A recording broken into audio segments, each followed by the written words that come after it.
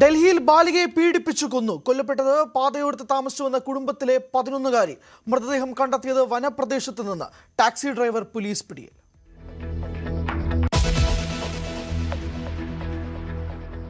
പാലക്കാട് 8 വയസ്സുകാരിയെ പീഡിപ്പിക്കാൻ ശ്രമിച്ച ലീഗ് നേതാവ് പിടിയിൽ. വസ്ത്രം വാങ്ങി നൽകാമെന്ന് പറഞ്ഞ് വീട്ടിലേക്ക് വിളിച്ചു വരുത്തി പീഡന ശ്രമം.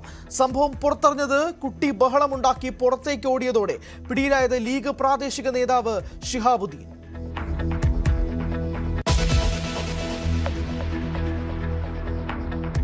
കണ്ണൂർ വാണിയപ്പാറ ഉണ്ണിയേശു പള്ളിയിലെ ദുരൂഹ കല്ലറ ഉടൻ തുറക്കും. നടപടിക്രമങ്ങൾ പൂർത്തിയാക്കാൻ അന്വേഷണ സംഘം. മൂന്നാമതൊരു മൃതദേഹം കൂടി ഉണ്ടെന്ന് സംശയം. കൂടുതൽ പേരെ പോലീസ് ചോദ്യം ചെയ്യുന്നു.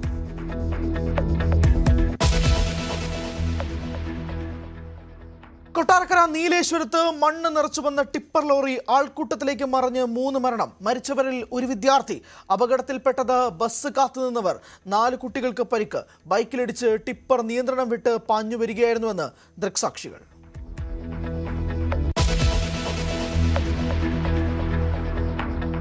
അപകടം വരുത്തിവെച്ചത് തേഞ്ഞ ടയറുമായി ഇടുങ്ങിയ റോഡിലൂടെ പാഞ്ഞ ടിപ്പർ. ഡ്രൈവർക്ക് ടിപ്പർ ഓടിക്കാനുള്ള ലൈസൻസുമില്ല. അമിത വേഗമെന്ന് മന്ത്രി PC വിഷ്ണുനാഥ്. സ്കൂൾ സമയത്ത് ടിപ്പറുകൾക്ക് നിയന്ത്രണം കൊണ്ടുവരുമെന്ന് ബിന്ദു കൃഷ്ണ. പരിക്കേറ്റവരുടെ ചികിത്സാ ചെലവ് സർക്കാർ വഹിക്കും. വാഹനത്തിന്റെ ഫിറ്റ്നസ് റദ്ദാക്കി.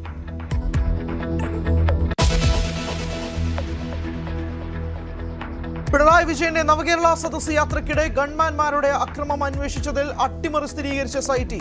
ADGP MR അജിത് കുമാർ അന്വേഷണ റിപ്പോർട്ട് തിരുത്തി. ശരിവെച്ച ഉദ്യോഗസ്ഥരുടെ മൊഴി. അന്വേഷണ സംഘം റിപ്പോർട്ട് DGPക്ക് കൈമാറി.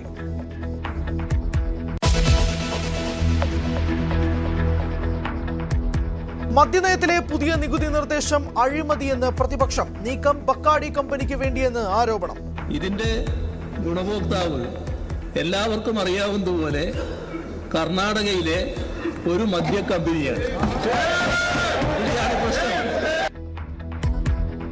വീണ്ടും എതിർപ്പറിയിച്ച് VM സുധീരൻ. പൂർണ്ണ മദ്യനിരോധനമാണ് നിലപാടെന്ന് സമസ്ത.